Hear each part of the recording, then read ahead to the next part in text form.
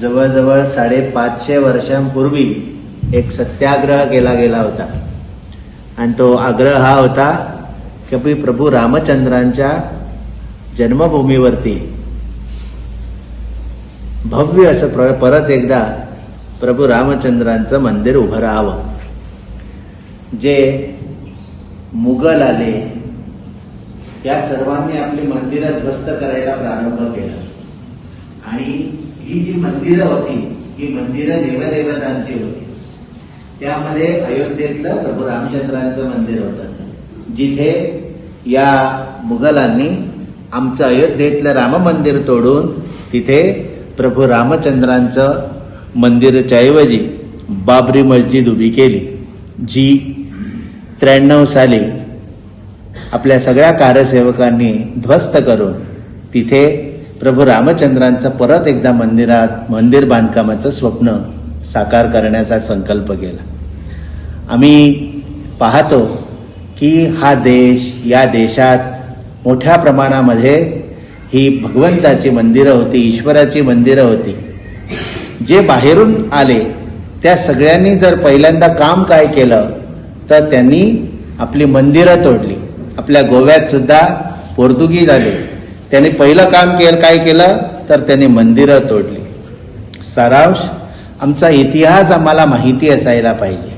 हा इतिहास तुम्हाला कळावा यासाठी आपल्या इतिहासाच्या जे राजपुरुष आहेत, इतिहास पुरुष जे आहेत, त्यांचा इतिहास आपल्याला माहीत असणं गरजेचं आहे.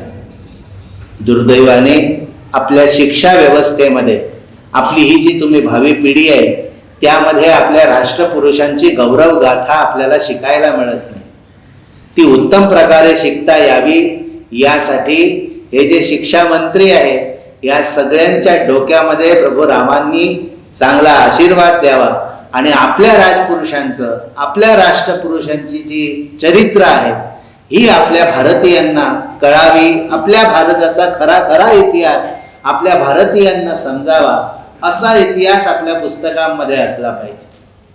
आज अयोध्येमध्ये प्रभू रामचंद्रांचं मंदिर बांधकाम होऊन पूर्ण झालेलं आहे. पूर्ण असं मंदिर जे आहे ते पूर्ण होऊन इतरही बाकीची जी मंदिर आहेत ते पूर्ण झाली आणि अयोध्येतलं जे प्रभू रामांचं मंदिर आहे ते बांधकाम पूर्ण झालं आणि म्हणून आज हा ध्वजारोहण समारंभ जो आहे तो आदरणीय देशाचे प्रधानमंत्री नरेंद्र मोदीजींच्या हस्ते पूजन वगैरे करून आज ध्वजारोहण झालेला आहे. मोठा गौरवाचा विषय आहे, कारण आमच्या या सगळ्या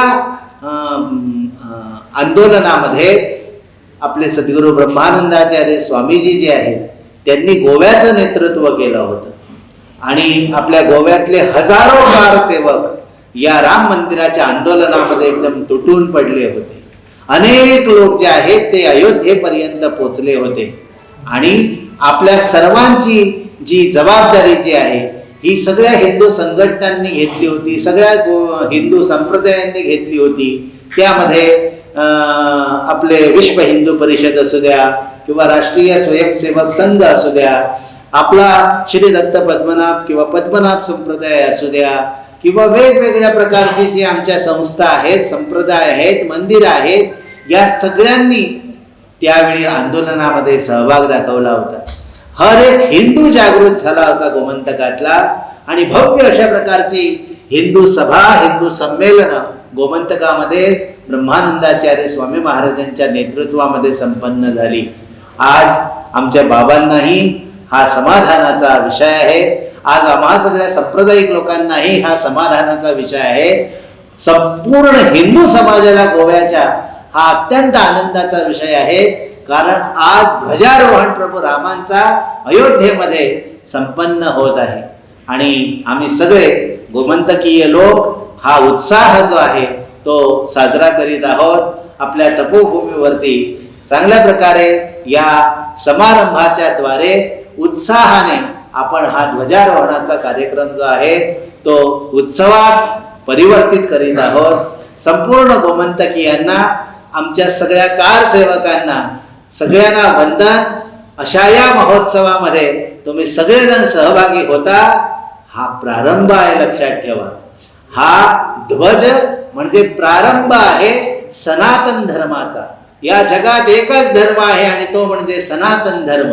ज्या सनातन धर्मामध्ये सर्वांचा विचार केला जातो, फक्त आपलाच नव्हे सर्वांचा विचार, संपूर्ण समाजाच्या शांतीचा विचार सनातन धर्मामध्ये आहे. म्हणून या देशामध्ये बाहेरचे सुद्धा पंथ जे आहेत ते येऊन स्थापित झाले.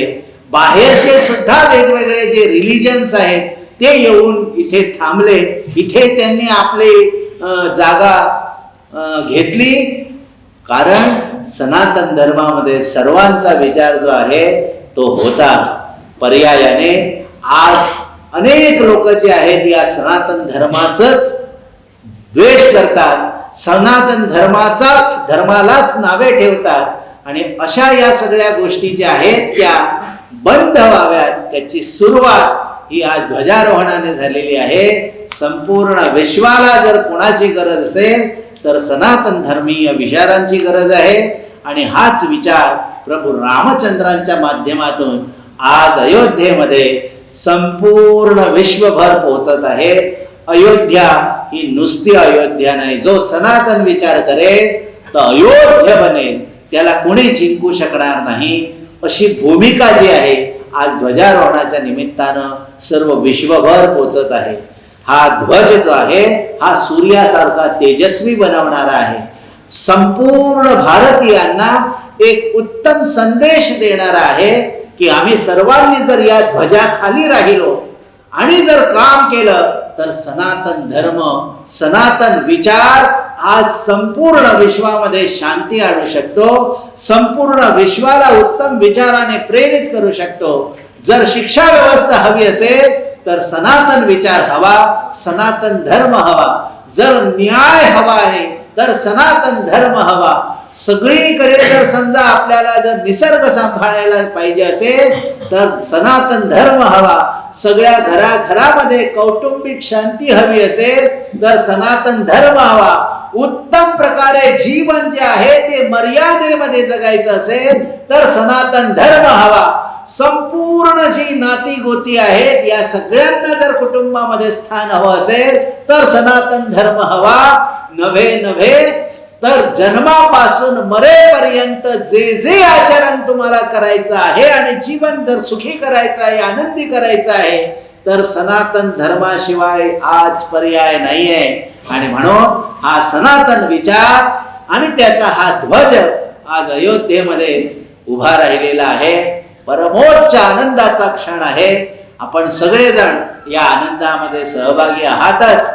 आजवर ज्यांनी या अयोध्येतल्या राम मंदिराच्या आंदोलनामध्ये प्राणार्पण केलं त्या सगळ्या शहीदांना, त्यांच्या आत्म्यांना वंदन, त्यांना श्रद्धांजली. आणि त्याचबरोबर गोमंतकाचं नेतृत्व करणारे सद्गुरू ब्रह्मानंदाचार्य स्वामी महाराजांनाही आज आम्ही वंदन करतो. त्यांचं स्वप्न साकार झाल्याचा आम्हाला आनंद आहे.